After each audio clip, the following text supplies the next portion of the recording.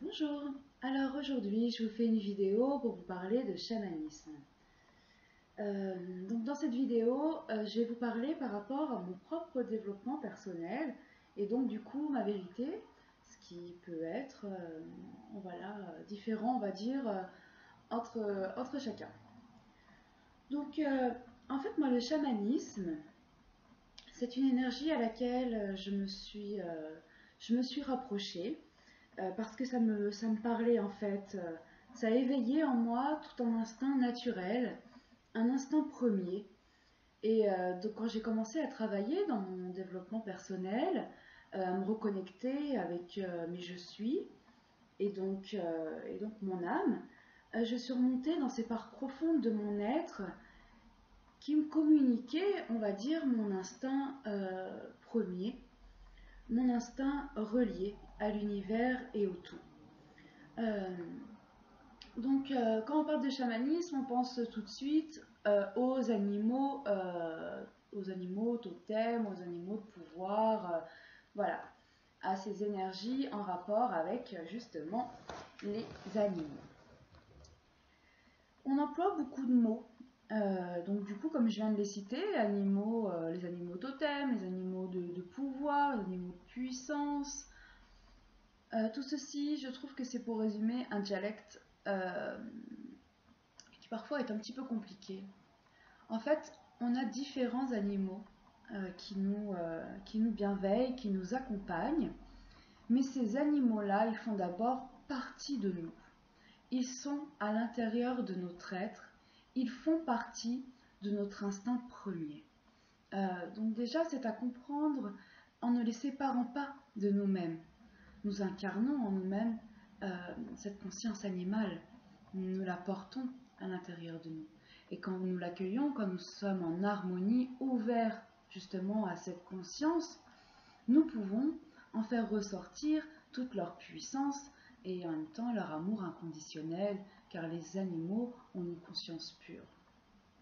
Euh, donc moi, c'est la première fois où je me suis connectée,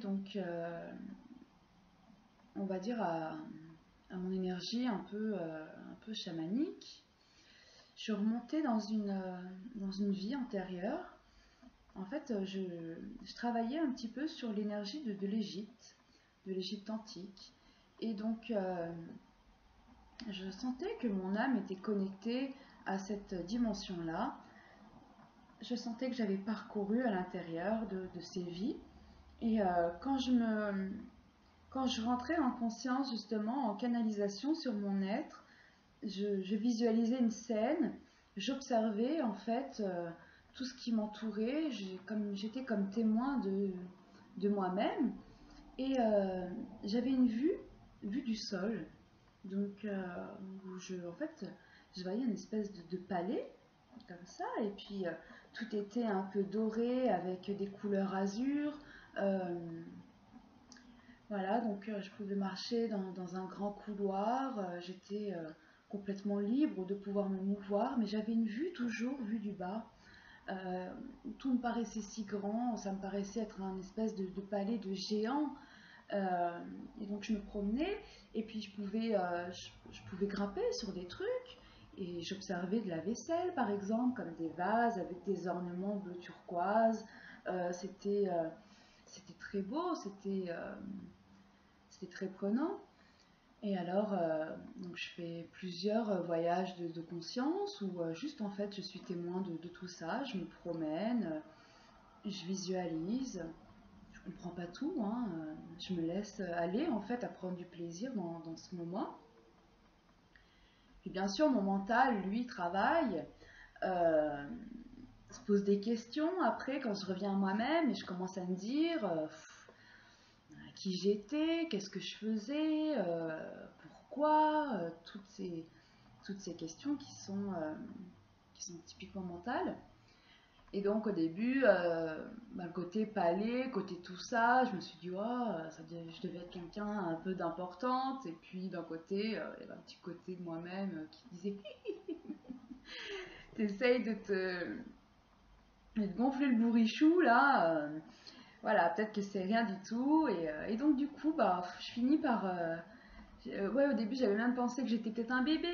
Je me suis dit, voilà, je suis un bébé, je marche à quatre pattes, puis tu me promènes dans le palais, mais bon, j'allais un peu vite pour un bébé quand même.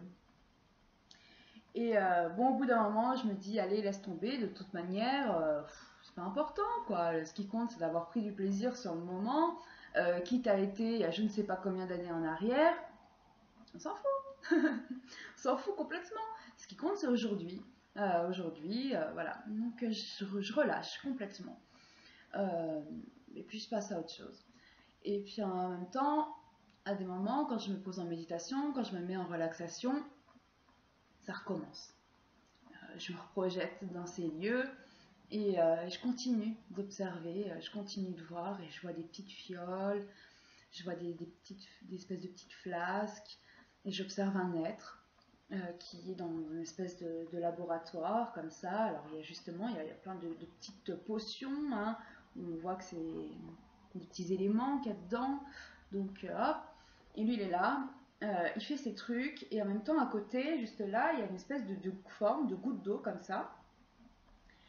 Et c'est une forme énergétique, une conscience, et ça lui murmure des trucs. Et lui, à chaque fois qu'il entend quelque chose, tac, il se met à fond. Et j'ai l'impression que c'est une sorte de scientifique fou, en fait, hein. Donc, il est là, il fait son truc, il est en train de faire tout ça. Et moi, je suis témoin dans cette salle. Et, euh, et je remarque bien que personne ne me voit. Et que, au final, je comprends que, ben, en fait, que je suis témoin, tout simplement. Et donc, je commence à me libérer un peu et à me mouvoir dans cette pièce, à observer. Et en fait, j'étais dans une espèce de pièce, cette présence, cet homme-là, c'était une forme de sorcier, hein, mais il faisait pas du tout attention à mon être. Voilà. Il faisait sa petite vie, il faisait ses petites potions, il faisait des petits bruits, et cette présence qui était là et qui lui communiquait. Et ils semblaient être liés les deux d'amitié, ils semblaient être vraiment très proches l'un de l'autre, et en conscience l'un de l'autre. Et donc je continue un petit peu ma visite de ces lieux, et je me reprojette dans un autre endroit, qui est une espèce de comme un grand parc avec des grands piliers, et sur ces grands piliers il y a des animaux qui sont dessinés, enfin voilà. Il y a des grandes fontaines, et voilà, il y a même un éléphant, enfin il y a, ça paraît ça me paraît extraordinaire en fait, hein. Je cherche même pas à ce que ce soit rationnel, j'emmagasine en fait de ce que je vis, tout ça. Et à force de me promener, à force comme ça de me dire, ben voilà, en fait, je suis un visiteur de cette dimension, je suis une sorte d'exploratrice. Alors au final, je pense même plus à qui je suis. Je pense tout simplement à me laisser aller, à me promener. Et, et sur ce moment, d'un coup, je prends conscience. Je prends conscience que je suis moi-même un animal. Je suis un chat. Un chat complètement libre, un chat qui fait sa sieste, un chat qui se promène, un chat à qui on fout la paix en fait, hein, mais qui est témoin de tout. Qui est témoin de tout. Et il y a cette espèce de protection sur moi, donc j'ai l'impression de ne rien risquer, de pouvoir vraiment me laisser aller, me laisser conduire, et c'est quelque chose de très agréable. Et donc du coup, ben, je reviens à moi-même, puis là je tilte avec ce chat, et, euh, et du coup je commence à me dire, bon ben, peut-être que j'ai un rapport avec les félins, j'ai peut-être un rapport avec cette énergie, cette conscience-là. Donc du coup, je me dis, bah, la prochaine fois que je me pose en méditation, euh, je vais carrément demander à mon être mon rapport avec les chats, avec les félins. Et donc du coup, bah, c'est ce que je fais. Je m'installe, hop, je commence à poser mon intention, clac, et puis je lâche prise.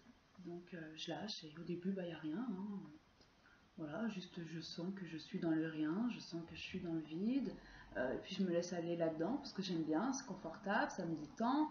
euh, et puis voilà, et puis j'en profite pour relâcher toutes mes attentes, tout ce qui me traîne en fait, hein. Je relâche, relâche, relâche, relâche, relâche. Et donc là, en premier lieu, je vois une grande présence, une immense présence, une présence comme un pilier, euh, par, par toute sa grandeur en fait, hein. C'est une présence qui a deux visages. Euh, un visage, on va dire, moitié femme, un visage moitié chat, moitié lion. C'est comme si son visage en fait était divisé en deux. Donc il y avait un côté qui était un côté félin très doux, et il y avait un autre côté qui était un côté tigresse et plutôt sanglante. Donc je suis face à ça. Ouais, donc faut imaginer vraiment en fait euh, un être qui a plusieurs faces en fonction de où on le trouve. Donc il peut avoir une face humaine, une face féline, une face tigresse. C'était un peu bizarre. Et donc du coup, ben, je me laisse aller là-dedans, encore une fois, hein. À chaque fois de manière, plus je lâche prise, plus en fait je reçois des trucs qui sont au final très intéressants. Donc voilà, je suis pas très inquiète par rapport à ce que je vais recevoir. Je sais que l'univers n'oublie personne et il n'y a pas de raison qu'il me laisse de côté. Donc du coup, je me laisse aller là-dedans et je sens bien que cette tigresse, elle me parle et d'un côté, elle me fait un peu peur. Euh, je ressens qu'elle a une certaine agressivité que je reconnais en moi. Donc ça vient me toucher comme si elle me montrait justement quelque chose que j'enterrais secrètement à l'intérieur de moi-même. Je sens qu'on a une vibration qui est correspondante et en même temps ça me fait peur de me l'avouer, ça me fait peur de le reconnaître. Et puis d'un autre côté, elle me fascine. Elle me fascine, je me demande en fait quelle est cette vibration, quelle est cette présence. Et l'autre côté qui est un peu femme, un peu chat, elle est très douce. Je la sens maternelle, rassurante et, euh, et en même temps, les deux, je les sens très guérisseuses à l'intérieur de moi-même. C'est comme si elle me transmettait une forme d'énergie, une forme de puissance qui allait me faire retourner dans une sorte de point zéro. Et de ce point zéro, c'est comme si j'allais en renaître. Et c'est un peu étrange d'expliquer comme ça, mais sur le moment, ça va très très vite. Même quand je parle de la correspondance au niveau de l'énergie, c'est c'est quelque chose qui se passe en une fraction de seconde. C'est comme une lecture intuitive qui se fait. C'est comme si l'âme parlait et disait, bah, en gros, écoute. Écoute là ce qui va se passer sur ce moment. Écoute et observe là, sois témoin de ce qui vit à l'intérieur de toi. Et donc je me laisse faire. Et mais en fait, c'était l'énergie Basted. Voilà, chacun dit comme il veut, mais moi, quand je l'ai entendu, ben, on va dire en conscience, c'était Bast, tout simplement. Et dans cette énergie, elle était là pour m'aider à faire le deuil d'un enfant, à tout simplement m'aider à évacuer des énergies qui étaient lourdes et que je portais à l'intérieur de moi, reprendre on va dire toute ma souplesse, toute mon agilité que j'avais perdue dans mon corps de souffrance, dans mon corps de guerre. Et, euh, et la deuxième part, en fait, le côté tigresse, c'était Sekhmet. Et elle était là par rapport à cette énergie que j'avais en moi, une énergie vengeresse. Euh, Parce que j'ai ce côté guerrière. Donc au début, j'étais une guerrière de guerre. Donc je voulais une forme de vengeance, je voulais créer une forme de justice. euh, et en fait, je m'égarais là-dedans parce que je me faisais du mal à moi-même. Je me torturais, hein. Donc, j'ai eu tout un parcours un peu d'autoflagellation où je me suis beaucoup punie, où je me suis beaucoup fait payer euh, ce que, euh, ce que je n'arrivais pas à accepter, tout simplement. Enfin bref. Et donc du coup, ces deux énergies-là m'ont beaucoup aidé à travailler. Arrête. M'ont beaucoup aidé à travailler donc sur moi-même, par de la guérison, mais aussi par de la compréhension et surtout par un accueil. Laisse-moi ce canapé tranquille. Et surtout par un accueil en fait en moi-même de l'amour, mais de l'amour originel. C'est l'amour inconditionnel, c'est cet amour en fait qui ne juge pas, c'est cet amour qui pardonne, cet amour qui accueille. Et dans ma vie, ça m'a appris à ne pas rejeter qui j'étais, à ne pas rejeter justement par un propre jugement en moi-même ma part naturelle, ma part innée. Toutes ces énergies qui sont totalement intuitives, indescriptibles, mais en même temps complètement vivantes et qui font partie de mon être. Donc par exemple, Bast, quand je me connectais donc du coup à son énergie, que je la laissais d'une certaine manière se manifester à l'intérieur de moi en prenant conscience que nous ne formons qu'un toutes les deux, et ben je, et ben je chantais. Je chantais des chants, hein, pas comme une chanteuse pro, hein. Loin de là. Non, on chantait des chants, c'était des espèces de sons, des vocalises.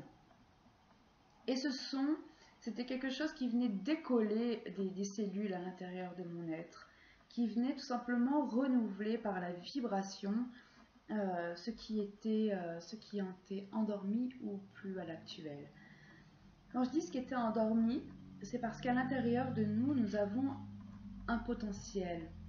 Euh, un potentiel qui porte aussi bien son nom, hein, parce qu'on peut entendre peau en ciel. Donc de la terre dans le ciel. Donc c'est vraiment cette énergie de fusion entre la mère et le père. La mère terre et le père céleste. Et ce potentiel, quand on est dans notre vie, on va dire de tous les jours, et qu'on a semi-conscience hein, de qui on est et de la vie et de l'univers, on les endort, ces parts. Donc ce sont des parts vibrantes, ce sont des récupérations de notre être en fait, hein. On les a endormis parce que sur le coup c'est un instinct de protection euh, pour être normal, pour être accueilli en fait dans la société, pour être accepté dans ce monde matérialisé que nous avons. Et donc on est beaucoup à endormir ces parts à l'intérieur de nous. Et, euh, et donc du coup quand on les réveille, quand on commence à leur redonner vie, donc du coup en posant notre attention dessus, en ressentant dans notre corps que ça agit, en se laissant guider par nos instincts naturels, et ben on leur permet de se manifester à l'intérieur de notre être. On leur permet de se manifester à l'intérieur de notre vie. Et du coup de récupérer notre puissance. Euh, et la puissance, ce n'est pas le pouvoir. Je le précise encore parce que je crois que je ne le dirai jamais assez. Le pouvoir, c'est le je peux faire. Le je peux faire, c'est... je ne sais pas comment expliquer ça. Le je peux faire, c'est la conséquence du monde. Du monde qui est là. Je peux faire, j'ai le pouvoir, donc j'ai cette accessibilité au tout, j'ai ce contrôle sur le tout. La puissance est tout à fait naturelle. C'est exactement la même chose sans le contrôle. On ne contrôle pas sa puissance. On la vit. C'est totalement différent. C'est une manifestation de nous-mêmes. C'est quelque chose qui vient, qui se manifeste et qui rentre tout simplement dans le naturel, qui s'exprime sur l'instant présent et ça ne se contrôle pas, ça se vit seulement. Alors que le pouvoir, c'est le je peux faire, et ben si je peux faire, je contrôle justement cette énergie. Enfin voilà, c'était une petite aparté. Et donc je sais plus où j'en suis. Ah oui, j'en étais au chant. Et donc ces chants, c'est vrai que ça m'a beaucoup aidé. Mais au-delà même de ça, il y a eu cette connexion à la nature. Donc en fait, ces moments où j'écoutais mon esprit, j'écoutais mon être, donc j'allais me promener et puis j'allais voir une plante comme ça. Et puis d'un coup, j'allais savoir cette plante, comment elle s'appelle. J'allais connaître son petit nom. Toujours de manière très phonétique, hein, et moi qui suis vraiment pas très forte en orthographe, parfois ça me donnait des écritures un peu bizarres, parce que du coup, ben voilà, j'écris comme ce que j'entends dans mon esprit, et donc par exemple, après pour faire mes recherches et tout, alors des fois j'ai lutté pour pour trouver la bonne orthographe, mais au-delà de ça, en fait, carrément j'avais cette intuition sur la qualité de la plante, sur ce que l'esprit de la plante pouvait me communiquer. Tout simplement ce qu'elle allait pouvoir apporter, l'énergie qu'elle allait pouvoir travailler. Et puis parfois, en fait, c'était même pas au niveau de sa qualité, c'était une histoire de vie. Donc d'un coup, en fait, en regardant simplement cette plante, et ben, j'avais comme un petit film intérieur qui se faisait. Et c'était pas forcément une plante qui se met en action comme ça. Non, parfois c'était une histoire qui paraissait complètement à côté, hein. Il pouvait être deux êtres qui se rencontrent, et puis voilà, il se passe quelque chose, et puis tac, il y a ça ici qui agit. Et puis en fait, la plante me montrait en action sa qualité, ce qu'elle pouvait faire, ce qu'elle pouvait travailler, ce qu'elle pouvait guérir. Et bon, après, c'est vrai que j'ai peut-être pas commencé dans le bon sens, parce que il y a eu bien des étapes en fait avant tout ça, hein. Parce que avant même de me connecter à cette énergie féline, je m'étais connectée à une de mes ancêtres, euh, une de mes mon arrière-grand-mère du côté paternel. Et en fait, mon ancêtre était une femme médecine, donc elle travaillait dans le désert, travaillait avec certaines plantes, avec certains minéraux, dans des pays qui étaient très pauvres, très défavorisés. Et elle utilisait donc le magnétisme et elle utilisait en même temps cette énergie un peu fusion et alchimique entre les éléments. Donc, et donc quand je suis remontée dans cette connexion donc avec mon ancêtre, c'est vrai qu'au début j'avais un peu peur à cette période-là parce que tout ce qui était un peu défunt me faisait peur. Ça venait réveiller en fait cette part de mon personnage plutôt, de mon personnage qui avait emmagasiné cette fausse réalité en disant bah, les défunts ça n'existe pas, c'est dans ta tête. Et tout ce qui est paranormal, ça fait peur parce que je m'étais reliée à des films d'horreur qui me faisaient super peur. Et du coup, j'avais très peur que Enfin, c'était mon personnage qui avait peur que ça puisse se manifester et qu'en fait tous ces films puissent être une réalité. Et donc du coup, au début quand je visualisais mon ancêtre, je la visualisais avec des filtres. J'avais ces filtres de mon personnage qui venaient s'imbriquer dessus comme ça. Et c'était flippant. C'était super flippant. Et d'ailleurs, il m'a fallu quand même plusieurs mois, on va dire, pour m'ouvrir à la communication vraiment à cette personne, enfin, moins à son âme, parce qu'au début, je le rejetais, j'étais là, c'était compliqué, quoi. Et, euh, et donc, du coup,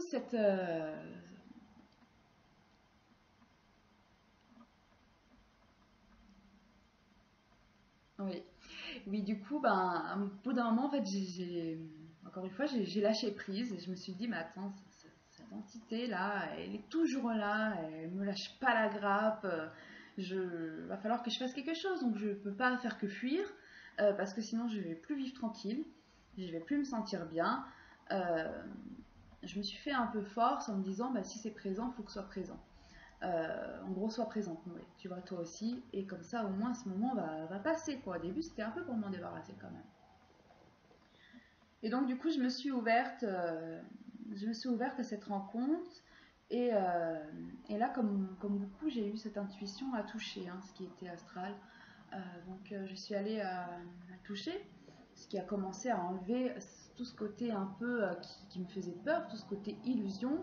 Et donc, je suis arrivée là, une forme, hein, je ne l'ai pas dans le corps, on va dire, dans un corps physique, mais dans une forme ovaline, une énergie qui était vraiment douce, qui était agréable, en fait, au final, très très rassurante pour moi. Et donc, j'ai commencé à rentrer en connexion avec. Et, euh, et donc, à partir de ce moment-là, j'ai commencé à écrire. J'ai récupéré on va dire, quelques rituels ancestraux par rapport à ce qu'elle me transmettait. Euh, j'ai inscrit au final des enseignements, toute une forme d'apprentissage. Et ce sont des choses que j'ai mis quasiment tout de suite en pratique. Parce qu'au final, toute cette expérience chamanique, parce que du coup, c'est chamanique, mais c'est au final amique. C'est une expérience amique. Quand je dis chamanique, c'est presque une étiquette, des fois ça me gêne. C'est vraiment cette expérience amique, je l'ai vécue dans l'expérience. Donc du moment que j'avais l'information, que je vivais un voyage de conscience, j'avais envie de l'appliquer dans la matière. J'avais envie de le vivre pleinement. Donc du coup de me laisser aller dans cette expérience de vie euh, pour aller au-delà de voir, pour croire. J'avais envie de le vivre, de le ressentir pour pouvoir le choisir. Donc voilà. C'est ma manière d'apprentissage et d'ailleurs j'ai quasiment tout fait, on va dire un peu comme ça. Et donc du coup, bah voilà, je suis rentrée en connexion avec mon ancêtre et je me suis ouverte en même temps à cette médecine par les plantes. Au jour d'aujourd'hui, pour moi-même, je fais des huiles. Donc des huiles où j'utilise quand même beaucoup le lierre, que ce soit le lierre grimpant ou le lierre descendant, tout dépend ce que je veux faire. Donc j'utilise ces huiles pour des huiles de protection. J'ai l'huile avec de la lavande aussi, pour tout ce qui va être, on va dire, calmant. Euh, le fenouil, énormément, l'ortie, l'eucalyptus, et aussi ce que je trouve dans la nature. Parce que la plupart du temps, en fait, je me promène et j'essaie de faire avec ce qu'il y a autour de moi. Parce que la nature est très riche, elle est très complète. La nature, elle a cet instinct de vivre. Euh, elle a cette énergie à vivre en continu.